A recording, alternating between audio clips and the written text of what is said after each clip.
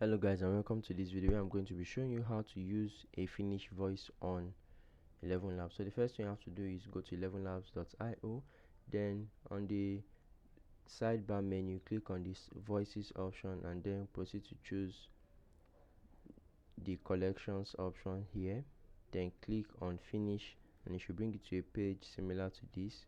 You can sample each voice to make sure they are of the quality you are searching for. Unelmat eivät toteudu itsestään. Meidän You can also sample this Henry. Tämä on testi. So once you've seen a voice that speaks to you, you can proceed to add them or use them immediately for your project. So this is how to use a Finnish voice on eleevn Labs.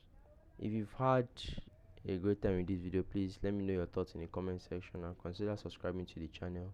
Do have a great day.